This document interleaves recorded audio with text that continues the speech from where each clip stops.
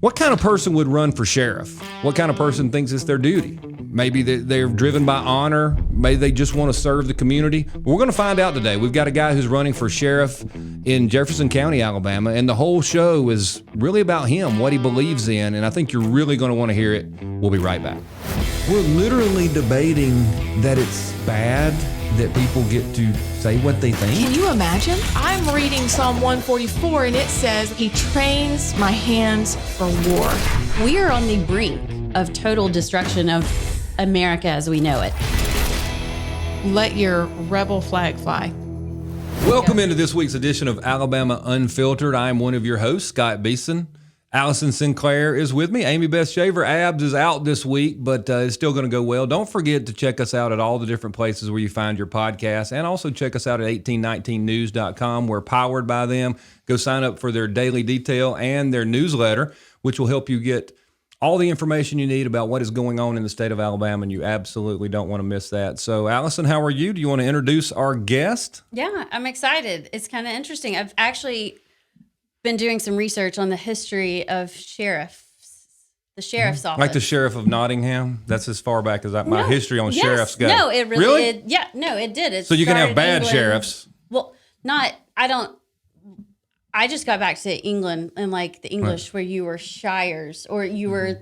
You're the sheriff of the shire, yeah. The sheriff was a shire. Oh, I thought the county was a... Oh, by the way, this is Jared Hudson. Okay, good. All right, so he's saying, what is Jared doing? Is he just...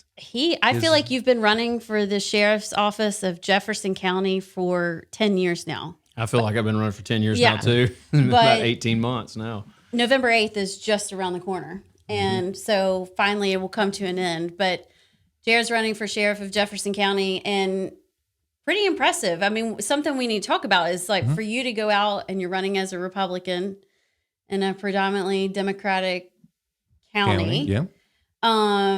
I commend you, and I feel like you're making some huge strides in what you're doing in your campaign, and you're really kind of pulling some voters over. But before we get started with all that, so sheriffs really Back to the sheriffs. Yeah, okay. So Sheriffs I of the thought shire. a shire was what they thing. call a county in England, but I was wrong. I mean, that's pretty close, though. I mean, it would be similar to what a county is here. A shire is just like their little village or their group, or a county, right? It's the community. It's kind of where a group of people collectively live. Where the hobbits live. Yeah, there you go, yeah. Okay, so that's what everybody's going to know. So it could be like a county. It's a swath of land. Yeah, it is. But Did I use that word correctly? So you got to have the community. It's there's a community. probably a But it's a church. swath of land that people, a certain group of people that are governed by this noble, right? The king that's then a noble under the king, and that's his group of people within that swath of land. So the shire is what is underneath whoever the local governor, noble the satrap, is. yeah, well, whoever it is, Okay. right? So I mean, it is kind of like a county. It's probably not as large maybe as a county as we know it, but that's. You're on track. Unless you had a really big kingdom. So then when the English came over and settled in America, they kind of carried on, and I don't know when we... So 1681... This is so good. It's I think it's history. 1681. 1681, the first sheriff was elected. All right, so don't quote me on that. I believe it's 1681 off memory, but it's somewhere in late 1600s. The first sheriff was elected, and that was the first election held in North America. So the sheriff is the oldest elected official in North America. Now, where did that occur? Up north somewhere, like in up near even Montreal and that area, as everybody's kind of settling up near. I read it yesterday, but I can't remember. Okay. Like New England, all the way up into that area of Canada where they were doing a lot of fur trade and all that. Okay. So somewhere up in that area, and they elected the sheriff to do a handful of things. Primarily maintain the jails, which is what we still see the sheriff doing now. But in England, the sheriff was appointed by the king. That's where you see the sheriff of Nottingham. That sheriff was appointed position by the king, much like our U.S. Marshals are appointed by the president. Okay. The actual U.S. Marshal of the state or of the Northern District of Alabama or wherever. So the sheriff was appointed by the king. When we get here, we already see the idea coming into play in the late 1600s, definitely throughout the early 1700s, definitely after the French Indian War.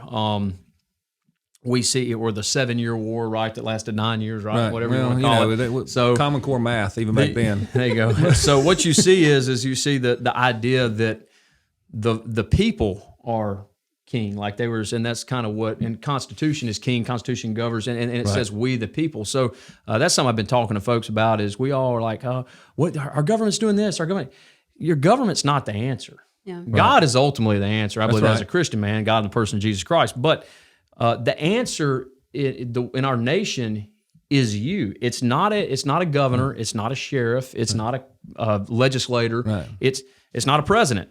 The answer is you, and it's more than just freedom. We say, we got to, our freedoms ain't free, and it's easy for people to say that. It's more than freedom. It's liberty. Right. And if you think of it as liberty, liberty comes with a lot of responsibility. That's why I don't lean so much toward the libertarian side, because a lot of times it's that live and let live. Yeah, idea, I call it the liberalitarians. Yeah, and it doesn't really work. Now, I have a lot of libertarian leanings, right? Yes. Like big government should go away. Government's not the answer. God's the answer, and ultimately God's outlined four.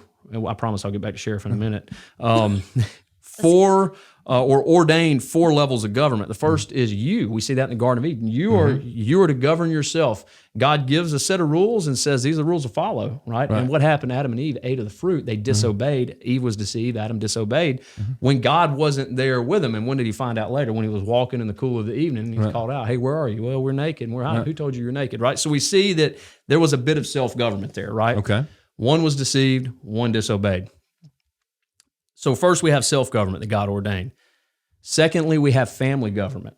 Okay. Now, if we look at it scripturally, you see the husband's the head of every house, the wife is the head of the children, and Christ ultimately is the head of the family. So it should be God, Christ, husband, wife, kids, and that's generally how you see the nuclear family supposed to be working. And without getting too much into it, we see a lot of the falling apart of society now because we have removed the nuclear family and we rely on government for so much stuff.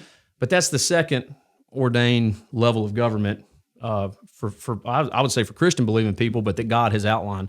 The third ordained level of government would be, I like to say church government because I am a Christian, but it would be civic government. That's your community. That's your shire. That is, hey, look. That's close to you. That's the local. That's close to you. That's the local. Right. That's How do close we to keep you. it together, right? That's your right. community. So, it's very community based, not so much the sword based, which is the final ordained level of government, which is civil government. That is the sword. That would be the sheriff's office. That would be the Department of Justice. That would be the military. That would be your governor, That would be your the state. legislator, Right, the right. legislators, the judicial. That would be the 3 branches of civil government that we see in this state, in this nation, and that's your executive, your judicial. That's a hard word for me to say. I stuttered over it there.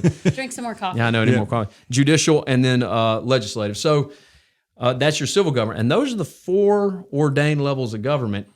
Now, 3 of them, family, civic, community, church, whatever you want to call it, and civil, they keep self in check when self can't keep self in check. The problem I have with a lot of the libertarian leanings is they don't keep self in check. Right. And the whole purpose of these other 3 They is to actually keep self in check. propose being able to be out of check. Being out of check. Because So I've always been told that, that liberty is the freedom to do what is right, the freedom to do what God says, and that's kind of that differentiation between liberty and freedom. And the libertarians just take freedom as, hey, I'm gonna be free to do whatever I want. Well, that's not liberty. Well, what's Jesus say? He says, all the laws hinge on 2 things. 613 Mosaic laws hinge on 2 things.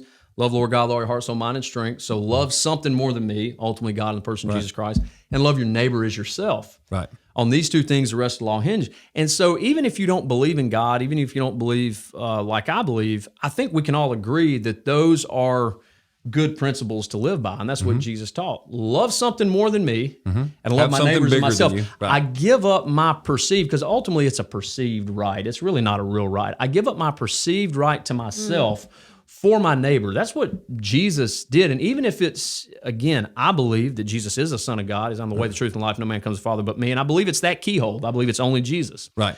However, even if you don't believe that, just the archetype of Christ is one that we should try to mimic, because he was the story is he was God who became man. So he was God of the universe. He created everything, was born in a crap trough, right? It's not this beautiful little manger scene where there's like cows. I mean, when we cleared them in Afghanistan, the stables, they're underground, the little caves underground that you clear, and it's nothing but animal crap down there, sheep. Right. That's where he was born at. Right. The king of the universe was born in that and lived a perfect life, and then ultimately died a death of a murderer, right? As if he was a murderer. And even though he lived perfectly, he gave up every perceived right to himself for something greater than him and for his neighbor. It said he didn't forfeit the cross for the glory that God was going to ultimately give him through it. And ultimately, that comes through obedience to God, loving something more than me, and then my neighbor is myself. It's in 1 John 4:19. We love because he first loved us. Why did he come? For God so loved the world, he gave his only begotten Son, whosoever believes in him should not perish but have everlasting life. He did it for the love of us. And so if we embody that as people, that fixes a lot of our problems that we see on the front end, because it's always about me. And anytime it's always about me, I know that I'm wrong. Right. And so that's that's a lot of the debate we always have with a lot of people who don't have the even if they don't believe in the supernatural at all, just Christianity's tenets as laid out by Jesus would give us such a much better society. I mean, that's the kind of thing that Thomas Jefferson said for all the people who try to make him a deist, which I'm not totally sure about. But he's like, hey, there's not any better rules. There's not any better guidelines. We have Western civilization, Christendom, and we've all been so blessed or done so well because we at least were trying for that goal. You know, the standard was there, and now we're kind of losing all that. And it does change. What we're seeing now is the breakdown of that and a breakdown of Western civilization, kind of as we know it, because we are abandoning those principles and those foundations. It's have you ever thought about being a pastor? Like if the sheriff thing doesn't work out, you should go be a preacher. My dad, my dad's we just a went to pastor. church. My dad's a pastor, and it's I'll just keep doing what I've been doing. So, and it's an opportunity to share the gospel with my sphere of influence. So, you know, with that being said, I had a buddy of mine. He had a Satan tattoo. Actually, no, he had the devil's pet goat tattooed on his chest. Big old dude from Australia, and Satan on the bottom of his foot.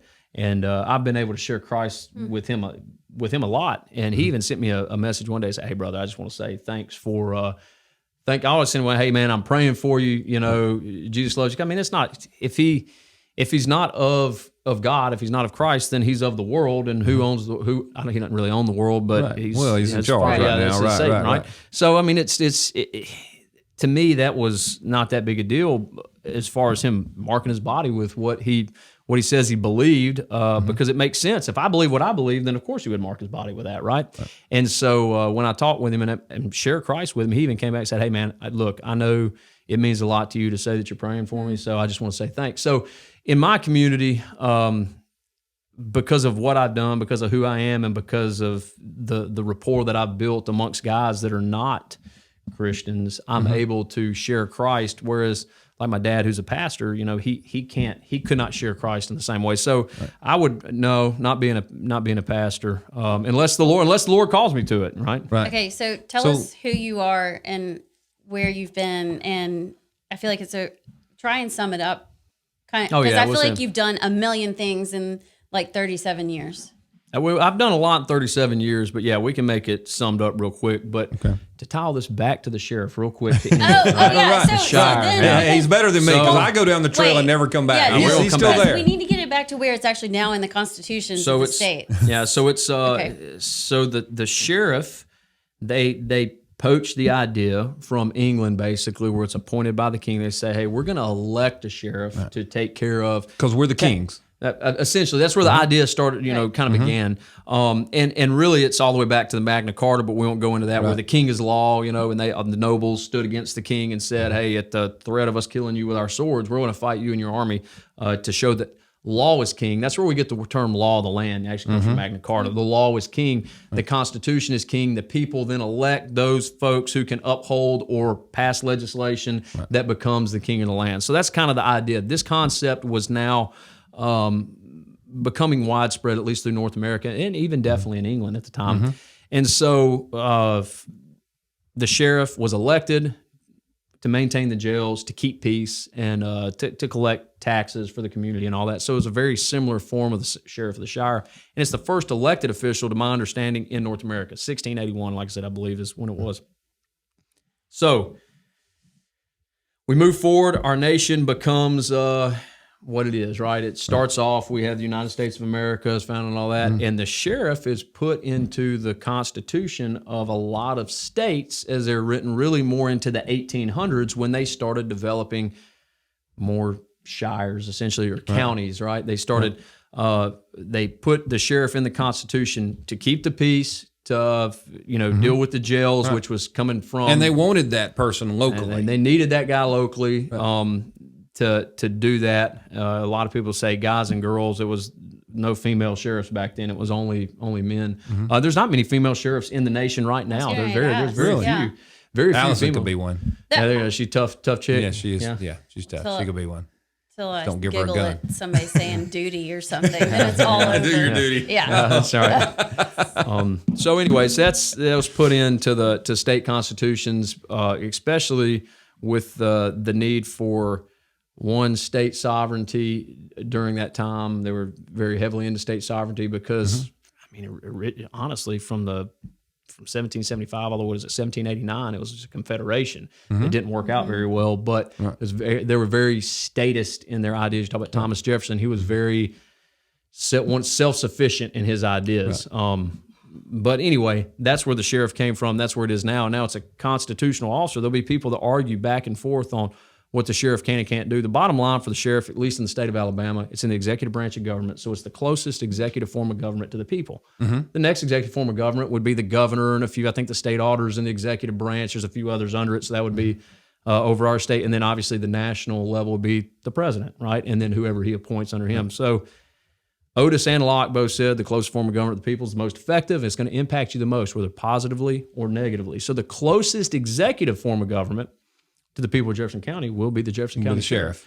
That's going to be the one that impacts you the most, either positively or negatively. And so that's why it's an important position, and it's outlined in our Constitution. You're a constitutional officer. So people say, oh, you just enforce the law, you don't interpret it. That's not true.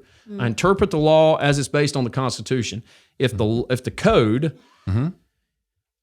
impedes on the Constitution, I lean on the Constitution because Constitution is king, because that is what, the law is king. There's no one above the law. We say all these different, sayings that come all the way from the Magna Carta when they said the law is king to the King of England. And so that's what you see. So the sheriff is to uphold the Constitution, not the code, versus the police chief as a code enforcement officer. He's to uphold the code, not so much the Constitution, because the code of Birmingham is going to be different than the code of Hoover, than the code of Gardendale, or wherever it is you live. And so that's kind of the purpose behind that. That's why a sheriff's a constitutional officer, a police officer, police chief, or even a state officer is a code enforcement officer. And the police chief, this is a difference that I read about yesterday too. Like you really are beholden to no one but yourself.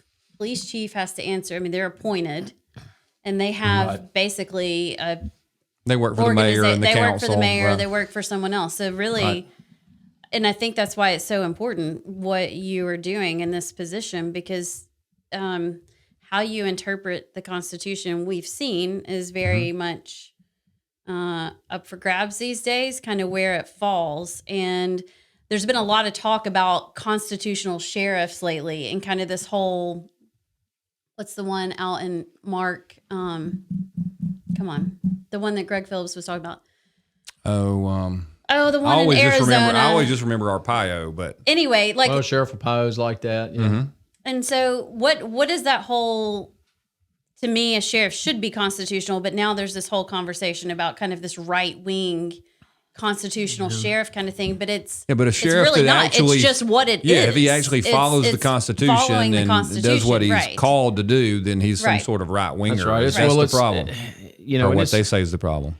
Well, is being a right winger bad? Heck, is being a left winger bad? I mean, it's in my opinion. Yes. I think you got. Right, I'm good. not left. I think left has crazy ideas, but the fact of the matter is either of them that bad, especially in a position of sheriff. Now, here's the way I look at it. For me, especially being a Christian, I don't care if you're if you go to church with me on Sunday, if you're an atheist that believes exactly the opposite of what I believe, if you're Republican, Democrat, black, white, gay, straight, I don't care what you are. My job is to uphold your constitutional rights, Right. life, liberty, and pursuit of happiness, as Jefferson outlined, life, liberty, and property, as Locke outlined.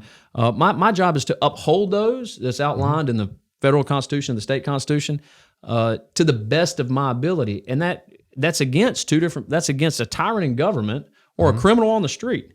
Either one, my job is to uphold the citizens of my county's constitutional rights, no matter if I agree with them or not. Right. I agree. And I think where the difference is that we have to elect people sheriff who believe in the traditional understanding, Right. the history behind the tradition of the Constitution and what it was meant to be. And when I say I agree with the right instead of the left has this new idea that says, well, the Constitution really doesn't mean that. I think it can evolve. I think it can change. So we have to have people elected who have an understanding of what it means and is not trying to massage it to mean something new, so that you're actually defending people's rights instead of deciding, well, this person's right may be more special, this person's not. And you said exactly right. It doesn't matter what we all believe, you're defending our rights. But I think folks on the left have a tendency to decide, well, this right might be a little more special, might be a little better. Well, the I've thing gotta with do people this. on the left, and this is me, and I talk with a lot of them, and we've pulled a lot over that say, hey, we're Right. voting for you. I've talked with a lot of them through my time in the team. There's a lot of officers, really. I'd say the biggest issue with the left is they believe they're educated a lot of times because they have degrees. I learned that in getting my MBA and talking with a lot of people during that same time frame that were more left-leaning than me. And it was, they thought they were really educated, and I remember laughing at them. I'm running a business right now. I can tell you everything I'm learning in this MBA is not going to help me with my business. It'll only help me if I'm a manager at a big firm, because that is kind of what You it got to was have a piece teaching. of paper for that. Right? With all that being said, they're very emotional in their thought process. So nothing is ever actually based on the reality of the world we live in. It's only based on emotional pull to whatever it is they're for or against. And generally speaking, when they see something, I think a lot of times left-leaning people, a lot of times their heart is good. I think they have a good heart intent. Not all the time. They have a good heart intent, but it's used negatively in Western culture. Now, see, that doesn't work in Afghanistan, which we just left behind. So we'll use the gun thing. Hey, buddy, nobody can have a gun, right? Take away everybody's AR-15 is the rhetoric from the federal government. Right. But we just left like 400,000 AR-15s to the Taliban, right? And machine guns and aircraft. So It's ironic, isn't it? well, so I mean, that is a real reality-based argument. I was there on the border of Afghanistan looking at a bunch of Taliban guys dressed up like they're ready to raid bin Laden's hideout with all the stuff that we used to have. They had everything. Right. This isn't anecdotal or hypothetical. I saw this with my own eyes. That is a real argument to be made. Why in the world are we talking about taking away rights of Americans when we literally just armed a terrorist force and made them a formidable military fighting force? So that would be the first thing. But then the second aspect of it is there's some emotional, they have some emotional tie to, getting rid of guns. And so that's all they'll argue on. They won't argue on the reality of what our government actually did. They're just going to argue on the reality of how I feel about guns. Right. And so I guess that's the point I'm making. Most of the time when I talk with people on the left, there is some sort of emotional tie to what they're for or what they're against. My experience is a lot of, especially younger people, and I'm not mad at them for it, but they're like, I just want people to be happy, or I just want people to be safe. And I'm like, me too. But which one is going to get us closer or get the most people safe or the most people happy or give the most people opportunity? Many times it's not your policy. So I agree with you to an extent that they're not necessarily bad. They want good things. I've always said they're not wrong about what's wrong. They're just wrong about how to make it right. Well, and a lot of people, that still makes you wrong. Exactly. But then you got the other side of it, which is, we have people within government, both on the right and the left side, both Republican and Democrat Party, and heck, even libertarian or independent sort of parties. They use and I've seen this just in my short time in politics, they will literally use whatever you want. I mean, I will talk with guys who will be anti-gun to the, which since we're talking about guns, anti-gun to the anti-gun people and pro-gun to the pro-gun people. And I'm like, how in the world can you do that? And like, it's just politics, bro. I said, no, it's not politics. It's bold-faced lying. Yeah. Right. So, and I know you've probably seen that, yourself. I've seen it. No. So that is where, and that's where, I guess that's kind of where I draw the line personally. This is who I am. This is what I believe. Is it going to impact my ability to do sheriff? No, not at all. But I do, because of my Christian values, my conservative Christian values, I will lean that way all day long. And I view my life through the lens of being a Christian first, not the lens of being a SEAL or a candidate for sheriff or whatever it is. But I think there's go ahead. I'm sorry. Well, I just, like, part of me as I was reading about the office, like, I wish it wasn't a partisan office. To me, it really should not be Republican, Democrat, because I think that's somewhat misleading if in the Constitution and historically your job is to uphold the Constitution. For the people that are maybe vote traditionally democratically, why should they vote for you? And I'll tell you why, because you're just going to uphold the Constitution. And that's what... And they can trust him to do that. And they can trust him to do that evenly across the board. I have a friend of mine who's a judge in South Alabama. And when he first got in the office, folks were like, I don't know, what are we going to do? He's a right winger, all this kind of stuff. Well, after he was a judge for a little while, all of these people, including some of the criminals and folks who were in trouble, other lawyers, et cetera, said, hey, we love this guy because he doesn't care who you are. Right. He doesn't care how influential a lawyer you are. Even the guys that were getting their way because they were influential were like, hey, he's even. And that's really all we're asking for. Right. And I see that's what happens when you have someone who really fears God. Someone who says, look, I believe that I have to treat everybody the same because they're all created in the image of God. Therefore, you're going to get even-handedness. And I think that is something that could bring folks over to his candidacy. Yeah, it's just not going to be partial. No partiality. I don't care who you are. If you're in Jefferson County, you can get the same shake that everybody else is, to include my wife, my dad, my brothers. Everybody gets the same shake. Right. And that's what the sheriff should be. The reason I think it's gone party is because we live in there's supposed to be gridlock in our system. Gridlock's a good thing, right? Between the judicial, legislative, and executive branches, it's supposed to be gridlock. It was created for gridlock.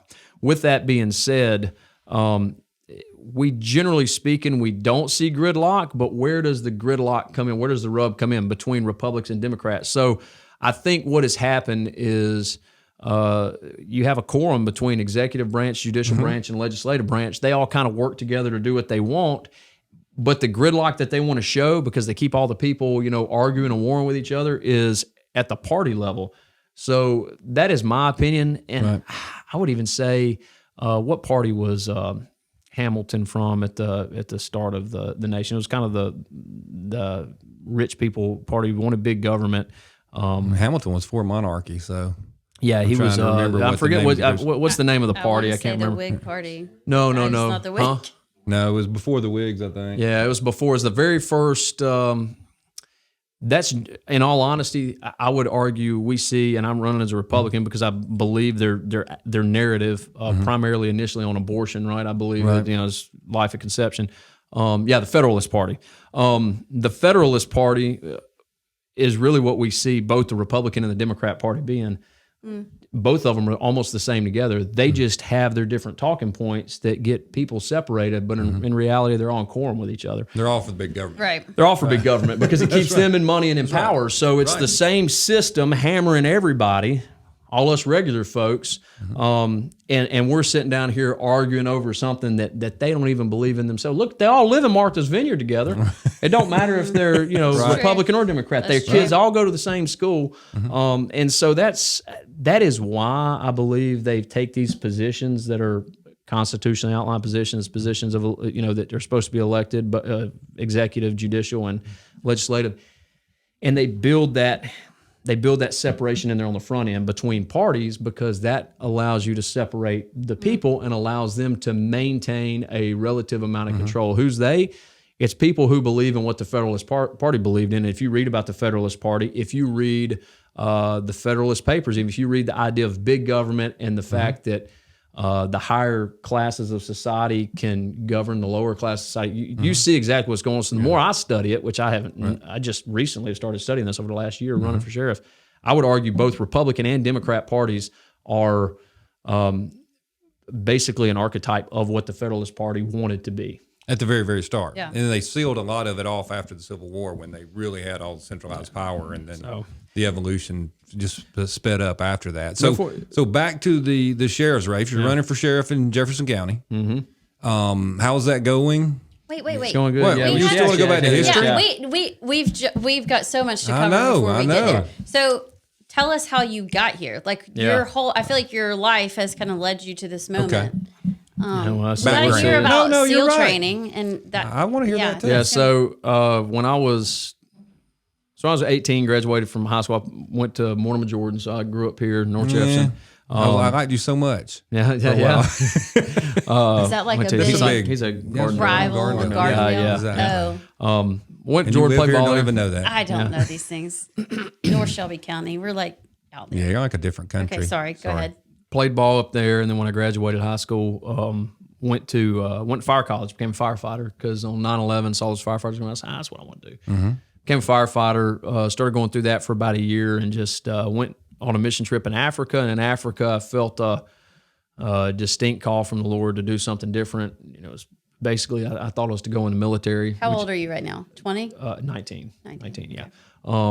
Because fire college was only like 3 or 4 months long, and then that EMT basic, and then paramedic. I think they had intermediate at the time, which I finished. That was only 2 semesters of college. So as I'm kind of during that time, I thought, yeah, man, I think I need to do something different. Talked to my dad about it, and he said, I'll take you to recruiters, but if you do something special. I remember those are exact words he said to me sitting across the kitchen table. And not to mean that, it's military service period is not special, but what he was meaning is if you're going to go in and do special operations, do something different than what everybody else does. Right. And so I went and looked, and Bush had just pushed the special operations contracts at the time, because the way the war was, that's where we started seeing the conventionalization of Special Operations Command and Joint Special Operations Command, because, this will upset a lot of guys in the military, but really those are the only guys that fight the war. You have guys building white space on the conventional side, but dudes who are actually out going after the bad guys, commonly Marine infantry units do it a good bit, but are commonly your SEALs, your Rangers, your Delta, all those, Green Berets, Special Operations Forces were heavily used in this sort of warfare. So we, when he started that contract to get more guys in, so I just went and said, all right, well, I'm going to go through all these contracts, and I'll start with the hardest and go all the way down to the east. And whichever contract I pass, I'll get. So the hardest was SEAL. So I did that one and passed it. It was like swim. Like, oh shoot! Swim, run, all that stuff. Yeah. So, did that and got a contract, and then went into the Navy to be a SEAL and became a SEAL. Did that and got for a short time. I'd say short time comparatively speaking to buddies of mine that are still in. Like I still teach for the teams. I'll go out and teach pistol, carbine, CQB. As out doing that last week. So. Short amount of time, get out, had some medical issues, broke my back a few times, had a handful of TBIs, was diagnosed with type 1 diabetes from the anthrax vaccine is where it came from, and that is ultimately what got me out. You squeezed a lot into, what's a TBI? And it's traumatic brain injury, so you get like blown up, like we did IEDs or RPGs. Well, I had 2 from high school football that were noted before I went in the Navy, and I think I have 14 total now, so there's 12 that they've tracked from I got thrown out of a helo, and then I got that was shot, and then hit IEDs, all that stuff. Yeah, just some medical stuff. That was like last Wednesday, just the other day. So, but you have had some of those injuries, different broken bones, some surgeries, and all that. And long story short, none of that was med retirement, but the type 1 diabetes, because I was insulin dependent, was. And so that's kind of what started the process. And that's from the anthrax vaccine? That's what they tracked it back to. Mm-hmm. That's what they said. They tracked it back to. They said, "Hey, we believe that this is what caused it." So didn't even know there was an anthrax vaccine. The Navy was on the hook. Yeah. So did you go on any what missions and things in between? Would you or how old? I was when I got out, I was 29. Okay, I think. so you did 28, have some time in there. Oh yeah, I had time. So we went to Afghanistan. Where else we go? Korea, Yemen, Okay. Saudi Arabia. Did some stuff in So you got Qatar, to do some Iraq, fun all things this. with all that hard work. Oh yeah. Okay. No, yeah, we definitely did. So, we got a lot of bad guys. Let's put it that Yeah, way. I say fun. Yeah, I was in at the peak of the war. Probably the best place was Afghanistan. I mean, it really was like the Wild West when we were there. And it was a good time. Like there was a lot of war to be fought during that time. So that was probably the best. And then there was a lot of other operations and missions we did. I'm trying to think anything cool that I I can just actually want a mention. really fun story. Like So I'm trying to think of something that I can. you probably Video. this is like Probably having not. Greg Tell what that Phillips one- on. You can't say anything. You can't. I don't know. Should I tell that? Longest dude I shot. All right. Yeah. Okay. So all right. So yeah. So shot a dude at 2,435 yards. You know, I was on a rock face. It was hot that day. Oh my gosh, it was 100. Buddy of mine had a watch like this, had a temperature gauge on it, and he sent a picture of it out, and it said 136. And I remember that day. So we're in the sniper hut for 36 hours, and we're laying there. Gosh. For 36 hours? In 36 136 hours. Yeah. degree weather. So they Well, I would guess they would maybe clear through the Sunday. villages, and we would sit in these sniper hides up in the mountains. So we would insert ahead of time, and then our guys would come in and clear the villages early morning. They would do a KLE, key leader engagement. And they would talk with people, and normally when they would clear through, bad guys like you kick over an anthill, bad guys they'd run out and you just shoot them from the sniper hides, right? Up in the mountains and stuff. And then they would come in and try to fight our guys, and we'd shoot them when we'd come in. You know, it's kind of what we did, and. They, Blah blah blah. well, yeah, I mean, it was. Well, I won't talk about that necessarily, but it was hot on this one. Now, right at the start of the day, two bad guys roll out of the village. They had some IED stuff with them, and we see them down there, and they start driving down the road. So I had to move my position, and I sit behind them. I started shooting at them when they're about 1,700 meters. So I missed them 4 times. They're on a motorcycle, weaving through. I missed them about 4 times, and on the 5th time. They had slow rolled this way and were rolling around this curve. The guy that was with me, his name's Greg, I won't use his last name, lays it, said, hey, 2435. So I had my turret cranked out, my dopes on, best I put my holdover on, put the wind hold on. Lord, let this hit. Fired that bullet, watch that big bullet go through the sky, and it hit the dude in the hip area, went through his bike. Right. The bullets explode when they hit. These Roffus rounds blew up on the other side. He fell over and got him, got the bad guy. Did you say you were on a motorcycle? No, he was on a motorcycle. He's on a motorcycle. No, he was on a like, motorcycle. That is super impressive. No. He's on a motorcycle. That's only in the movies. Now we did use dirt bikes. I mean, a good bit. We used motorcycles a good bit, but he was on a motorcycle. We used horses and donkeys for a while. The problem with donkeys is when they decide that they're done, they're done. At least a dirt really bike done. and an They're ATV you can run with. But yeah, got that guy. So that was a good day. He wound up being I don't know, not like a low level Taliban commander. I didn't know that at the time, but that's what they wound up finding out about him when they cleared over to him. And then that night, should I tell this part too? Oh, come on. Tell don't look at him. Tell the part. So that night we were, we would go out with Afghan National Army and Afghan National Police. Sometimes we do unilateral ops. Sometimes we would take them with us because the whole point was to train them how to. It's a failed concept, obviously. Look at Afghanistan right now, right? Exactly. And we all knew that when we were there, because these guys can't do jumping jacks, much less be able to fight off another military force. So. These guys are with us, but they start doing their call to prayer at the end of the day. The sun's going down. It's getting kind of dark, and they're up here on top of the rock behind our sniper hide, just doing their call to prayer. And I was like, I said, well, I guess the gig's up now. So I leaned back, and I had a I had a bag, a thing of backwoods cigars are. Backwoods cigars. It looks like the Clint Eastwood cigar. Yeah. So They're in the little short packets. ones? They're in the little no, seal they're about packets. this. Yeah, they're in a seal packet. They're about maybe 5 or 10 in a bag, and they're about that long, like a Clint Eastwood cigar. It's not a big fat cigar. And I pulled one of those out because I'd always bring a little bag of those with me. In case you got bored.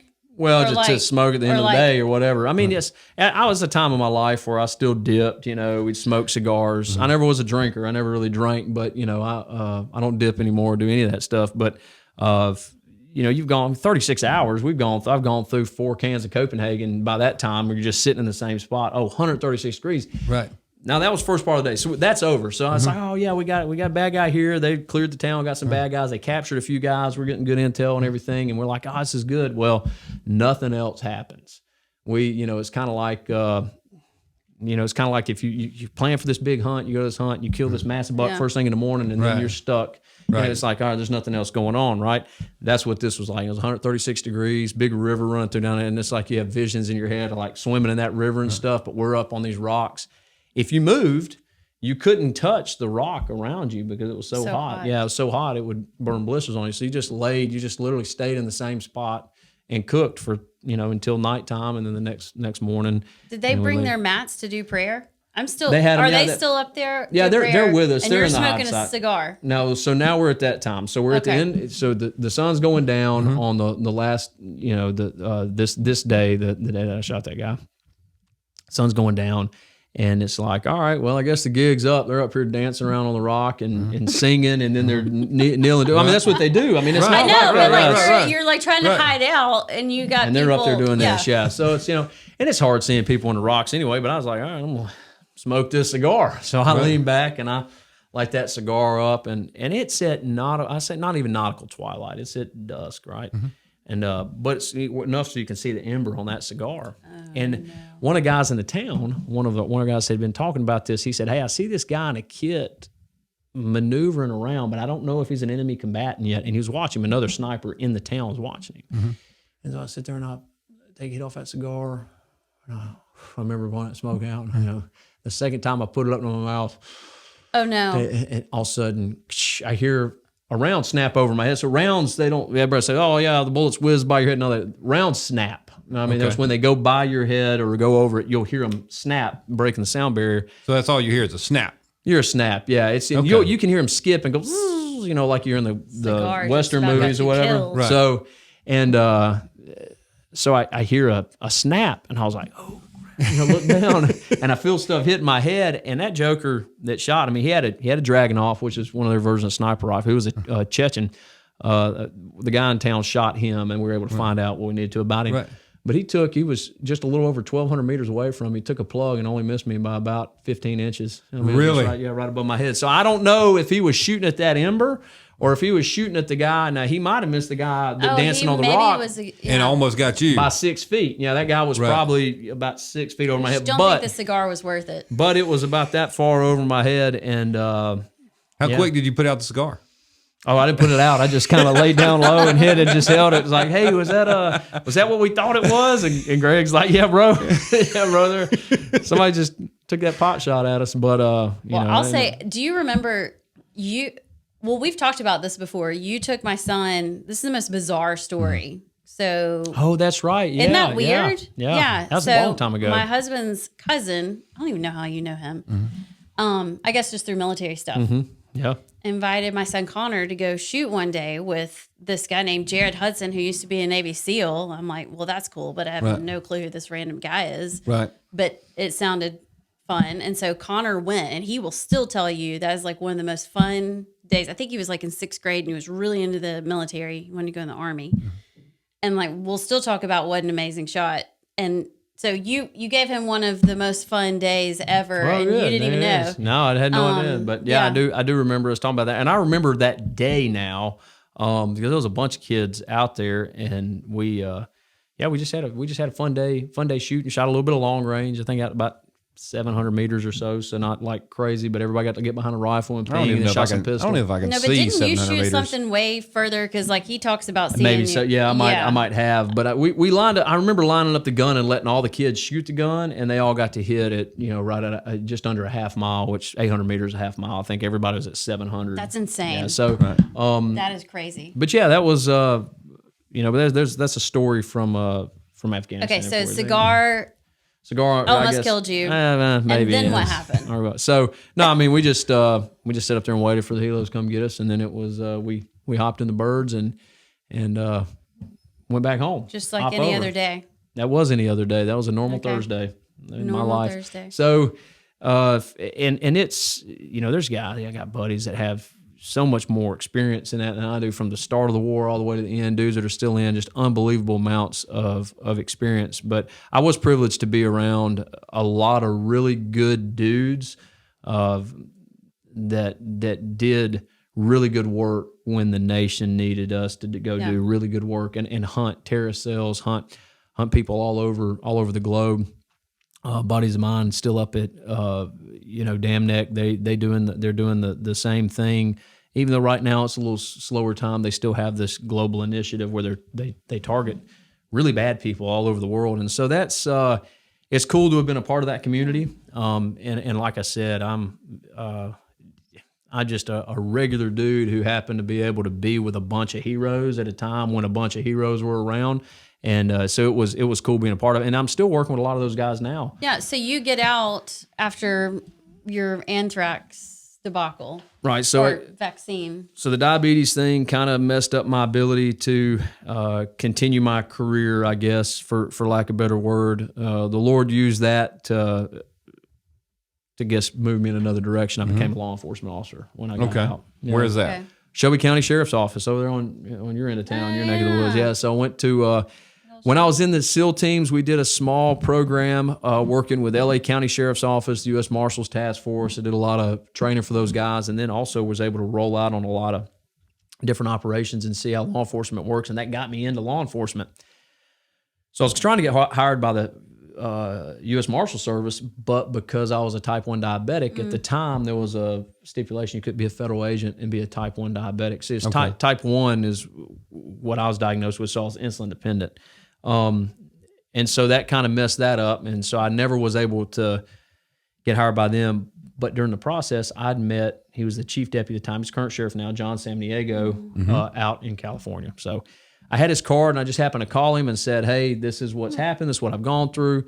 Looking to get in law enforcement, can't get into the federal side because of, which they've lifted that now, by the way, but because of my type 1 diabetes. He said, oh, yeah, come on down. And so he kind of took me through the process. And I met Sheriff Curry at the time. Curry was there. And in about a month and a half of doing that, and I was still in the medical process, by the way, of getting all this retirement stuff and all that stuff out of the Navy.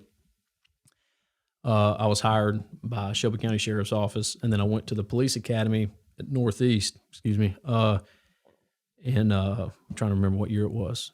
I guess it was 2013. Yeah, it was November 2013, and then all of my medical stuff finished up around I think it was midsummer 2014. It's not that long ago. No, it's not. But it's interesting how, you like, I say all the time to my kids or whoever, I'm like, okay, either God is sovereign or he's not, and something as devastating as type 1 diabetes from an anthrax vaccine, that you've trained, you've worked, but you probably wouldn't be here. How it all works together, that's devastating news. But so you come and you join Shelby County. So then when did you start? I was a sheriff's deputy for about a year, and during that time I started my business, the Shooting Institute, just to do classes on the side for whoever, right? So that was in 2013, 2014 time frame. I can't remember exactly what month and day, but it was around that time frame. And because I had a business degree, I had finished my business degree. That worthless MBA that you worked really hard No, for. this was just I had started my MBA at this point in time, but I hadn't finished my MBA at this point in time. But yes, I just had my regular 4-year bachelor's, undergrad, and had started on my MBA, but I wasn't working on it, started the business, start doing that. And the Lord opened the doors in 2015 or 2016 for me to start running SWAT schools for the state of Alabama. I left Shelby County Sheriff's Office in 2014 because I was only there for a year full time because I had an opportunity to take another full-time job dealing with human trafficking with an organization. And so I left and went to that organization and started working for them full-time, dealing with anti-human trafficking and then running my business. And then from there on out, I just did different contracts here and there. I was a contractor of the federal government, worked as a reserve with Jefferson County Sheriff's Office, primarily on their SWAT and vice and narcotics team, helping those guys out with training, doing what I could to help them out serving warrants, whatever it was. And then finished my MBA during that time and started Covenant Rescue Group, which was my wife and I. We started the nonprofit for anti-human trafficking. So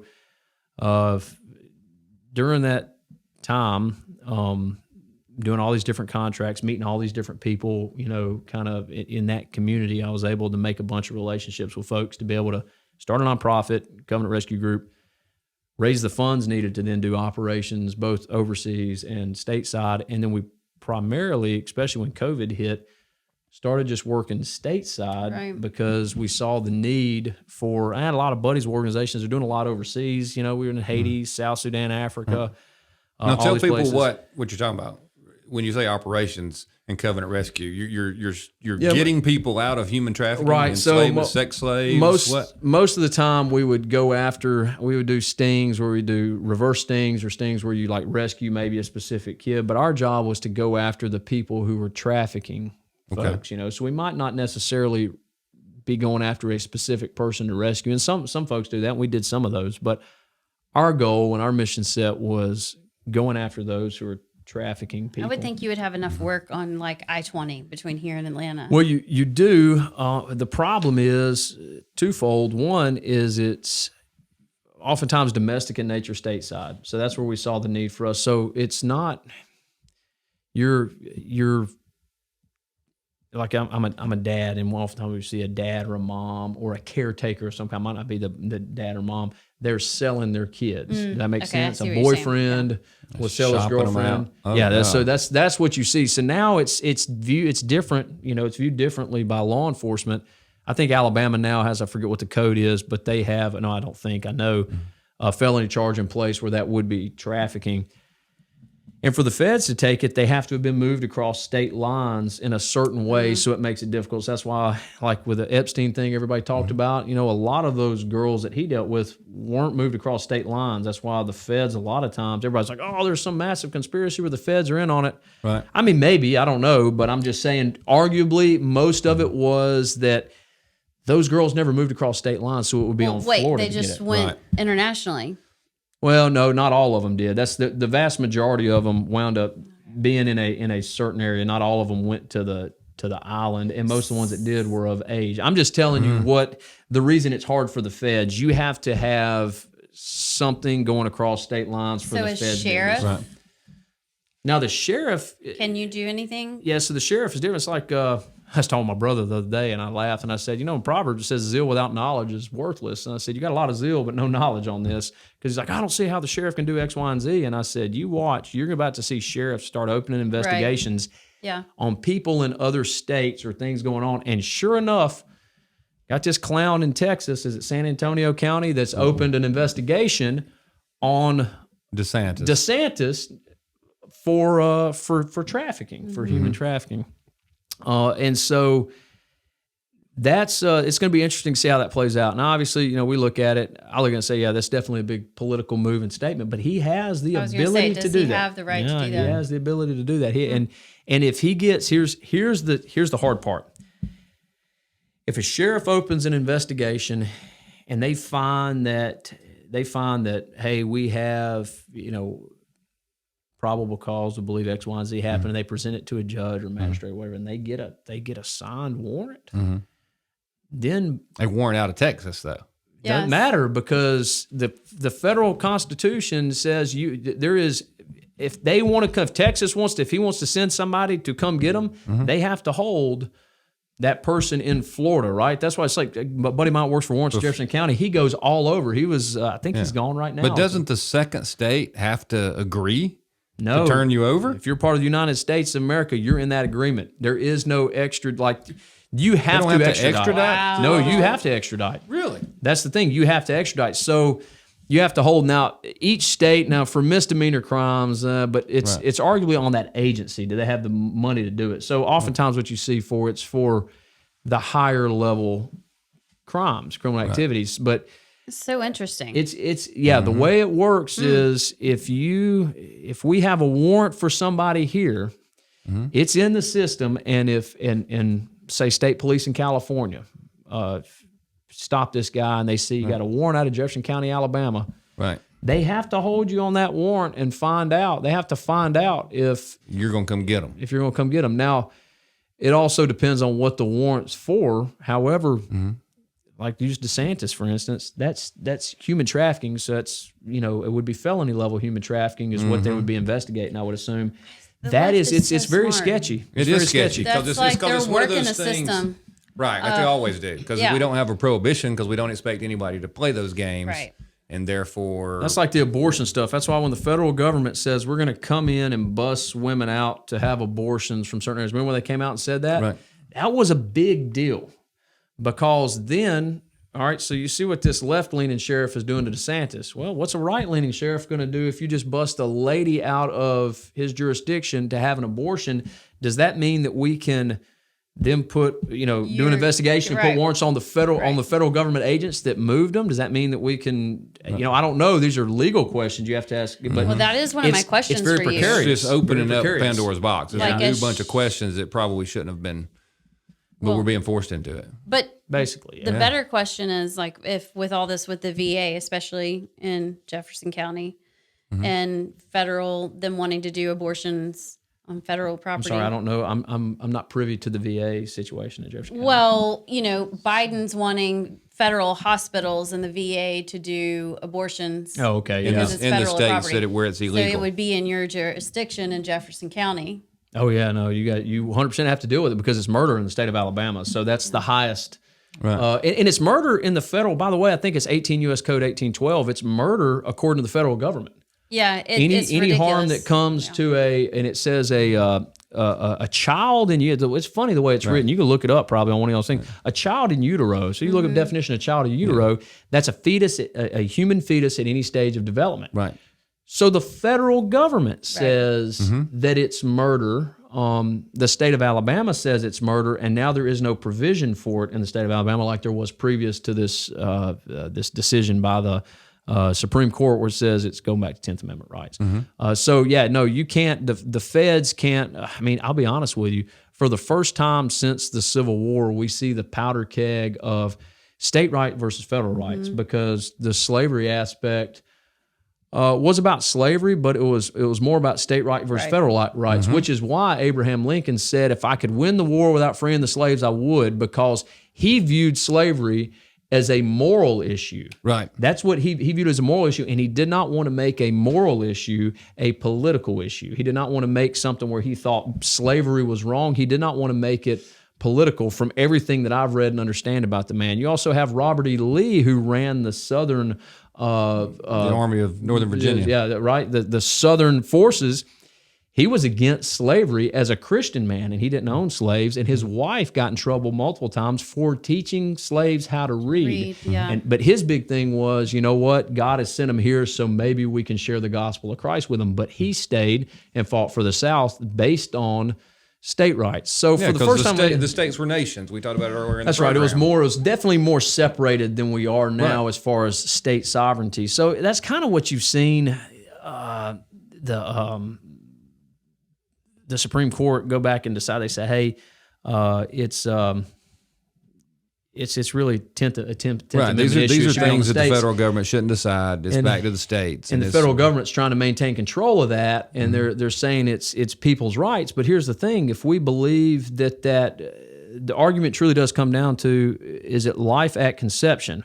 Well, the federal government in their criminal law believes it's life at conception. And then Alabama state law has always said it's life at conception. So what do you do as sheriff when they start performing abortions in federal buildings in Jefferson County? You have to go try to get a warrant, but go arrest them for murder. That's because that's what it is. That's in the what state the law of Alabama. says. That's what the law says, and there is no that's what you constitutional. There is no constitutional it doesn't impede on the Constitution. Right. So if they do that, then you most certainly obtain a warrant and you go get them, or you go down. I have probable cause. Know you're doing this, and you go in and arrest them, and then you seek your charges afterward. And then what some district attorney, some judge, or whoever decides after that in the court system is on them. But I would argue Steve Marshall at the state level would back that. But yeah, it's because it's murder in the state of Alabama. That's the hard part. And this is what I tell people. If we go out of here right here and there's a dude stabbing a dude to death on the sidewalk right here, he's killing a man. Could happen, actually. Yeah, we're in an area where it could happen, right? But he's killing a man right here. Would anybody be mad at me if I killed the man who was killing this other dude? Would anybody be mad? Well, normal people wouldn't, but somebody might. The people who somebody are might be mad, but advocates I mean, for the would you- criminals. No. Or what if I just sit there and said, man, this is terrible. I'm filming myself on a post. I can't Right. believe this happened in Birmingham. This is awful. Right. Which would y'all say I'd be wrong for doing? Just video it. Just videoing it, right? As Christians, if we truly believe that abortion is murder, as Alabamians, if we truly believe abortion is murder, which is what our law says, as Americans, if we truly believe abortion is murder, which is what the federal criminal statute is, then why don't we start treating abortion as if it's murder, right? And that's kind of and a lot of people don't like that. I don't really care, again, because I'm not political on this. Right. Life is important. My right to life is the first thing. Liberty is the second thing. I can't have liberty without life. Liberty is the second thing. Pursuit of happiness is what Jefferson came up with because everybody wasn't property owners. Locke said property because property is your outward expression of my right to life and liberty. Right. Correct. And so as we look at those things, life is first. And that is... You don't have anything after it. You don't have anything. that. If you don't have that, I mean, when you so what's he say in Unforgiven, old Clint Eastwood movie? He said, "Hey, it's a hell of a thing killing a man." Is what he tells that kid when a kid's losing his mind, after having to shoot that guy. And he said, "You take everything he was and everything he's gonna be," and that's why life is so important. And we have to defend life with everything, right? And so then you have the people saying, "Oh, well, what about a woman's right to choose?" Well, that's fine. You can have your right to choose. The problem is there's another life in you that they don't have the right to choose. And Scripture tells us to defend the widowless and the fatherless. So we have a child that has to be chosen. Hey, what's that, Stephen? What's that guy's name that's doing the mobile, birth on wheels or whatever? Life on Wheels, yeah, Birth on Wheels. Right? He's a doctor. Maybe that too. That's definitely that. He said that 89%, is it 89%? 89% of women, since we got off an abortion kick, will choose to have their baby when they see the ultrasound or whatever it is they do in the That's why in this Planned bus. Parenthood won't let them. That's why they don't like it. That's why they always fight the women's right to know. Man, so this is what we're doing when we're screaming to the top of our lungs. The people that scream to the top of the lungs, "Hey, we ought to be able to have abortion." Okay, let them see their child in their belly, and when they see it, 89%. I was blown away. I was like, "There's no way that statistic's real." It is real. That is a real statistic. 89% of women want to have that baby. And that to me is mind-boggling. Here's my heart. In the state of Alabama, the woman is not for all the people who say, well, woman's right to choose all this. She's not the victim. She can't be the victim. She can't even be criminally charged or prosecuted in the state of Alabama. Right. Only those performing an abortion. And this is what I've seen in the little bit of studying I've done. And I would encourage people to look into this on their own. Most of the time when you see an abortion taking place, it is done at the urging of parents, doctors, or society around them. The victim is 100% this young lady, because most of the time it's young women, right? The victim is 100% this young lady. She needs every bit of victim advocacy you can give her because the world around her is telling her to do something and she just doesn't know what to do. And what's the best way to make a decision? With as much information as possible. Right, and that's what I was blown away with this doctor. What they're giving women who are in a lot of times a terrible situation, they're giving them the ability to make a decision based on all of the information, all of the chips on the table, not being forced by some liberal narrative, not being forced by the government, not being forced by parents or a boyfriend or anything. They're truly giving this woman the right to choose. And 89% of the time, they're going to choose life. Yeah. So that to me is that's where my heart is. But yeah, no. If you have actual medical facilities committing abortions in the state of Alabama, you have to go after them criminally because it is murder in the state of Alabama. It's not like, hey, this is something we can raise. It is now murder in the state of Alabama. Right. And this was not. And someone who's being honest, following the Constitution, doing what they're supposed to do, sheriff, district attorney, whatever, has to come to that conclusion. Right. And they don't get to just say, well, I'm just going to ignore it because I don't like it. And that's why we have to elect people who are honest and believe it's their duty to do the right thing. See how I threw that in? Duty. y'all know where you get what's that? My daughters love this movie Wreck-It Ralph. Yeah. Where the little girl there talks about, he's like, I'm going to hero's duty to get my medal. And she's like, duty? This little girl, my daughters think it's hilarious when they talk about hero's duty. So does Allison. It's so bad. I need to grow up at some point.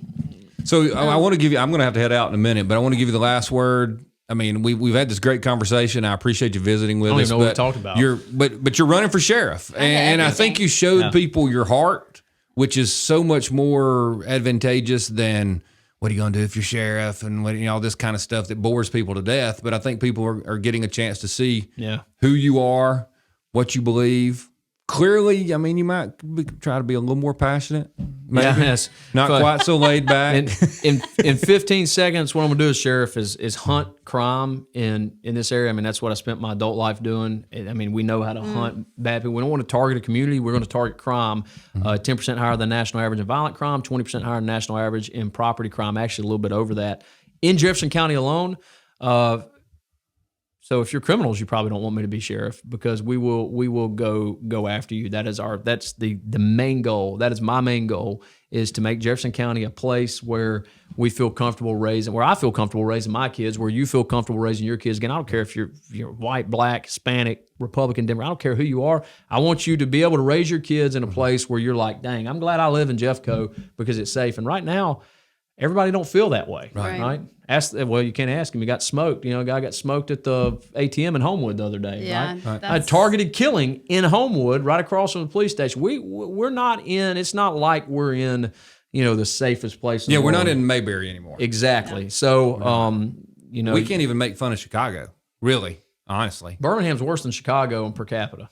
Chicago's not even on the top 25 list per capita. Birmingham's number 3. So who's worse than us? New Orleans and Boston. No, is it St. Louis? No, it's not. Is it St. Louis? St. Louis and Baltimore. Really? New Orleans, Baltimore. Yeah, it's new because New Orleans just did a thing. They're hiring contractors to come in and help. So New Orleans, Baltimore, They're like Birmingham. 52 So we're worse per than Philadelphia. 100,000. We're like 18 per 100,000 or something. I'll say we went to Chicago a few weekends ago, and I felt safer in downtown Chicago than I do in downtown Birmingham. Well, in Chicago, hands down. Yeah, you go to a lot of places in Chicago. See, Birmingham is a little small. It's a smaller area. Like you can get into a bad area of Birmingham real quickly without knowing it, just like that. Versus Chicago, it's hard to get into that. Purposely get there. Yeah. Yes, you gotta. I won't say purposely get there, but it's more difficult. Okay. You got to go somewhere to get there. That's right. Last question, because I always have one last question, and we talked about this before, so I'm kind of setting you up. Okay. Fentanyl. Issue. Yeah. So, I mean, are you seeing it in Jefferson County? Oh yeah. I mean, you're seeing it nationwide. So fentanyl, from what I understand, and I'm sure somebody that knows more about this is going to get mad at this podcast saying I'm wrong. But long story short, fentanyl it's basically like what's the word synthetic. That's the word I'm looking for. It's a synthetic version of heroin. It's coming from China, and it's being pushed across the borders with by cartels. Our open border stuff, they're pushing them across the border by cartels, and they make it look like candy. Obviously everybody's heard about that, looking like candy for kids. And that fentanyl is really potent stuff to the point that I don't even think that you have to, like, if you get pure nicotine on your skin, it can give you a massive heart attack. I won't talk about the specifics of that because I'm not sure I can, but that's a. We had an expert on just the other day that a tiny, tiny little gram, like a dot, can kill you. A fentanyl, right? Yes. So when I say that about nicotine, that's a way that like people kill people, and there's like try not to have anybody find out. It's the same thing with fentanyl. Like very small amount. Even if you either breathe the dust, that it can kill you. For some kids, I believe, it can get in their system if they touch it a small amount, if they hold it in their hand, or maybe it dissolves a little bit. And so you're saying, I think Jefferson County Sheriff's Office revived a little girl or a little boy, like a 2-year-old, who got into some fentanyl last year. Last year, some deputies revived, with and hit her with Narcan and brought her back. I believe it was a little girl, a toddler, 2-year-old. So it's fentanyl. It's here. No, it's here, and it is a very dangerous drug. I mean, they're sending it in the mail. That's the biggest thing. It's just easily going through the mail. Amazing. Yeah. Absolutely amazing. Jared, I appreciate you being on. Jared Hudson is a candidate for sheriff here in Jefferson County, but we really didn't talk about that. We talked about him and his story and who he is. And Allison, I appreciate you setting it up. Abs will be back next week, but Abs will be back here. Thank you for watching Alabama Unfiltered. We appreciate you telling other people about the show. That's how we grow. Don't forget, you can find us at all your usual podcast or podcasts, whichever one you want. And don't forget that we're powered by 1819 News. See y'all.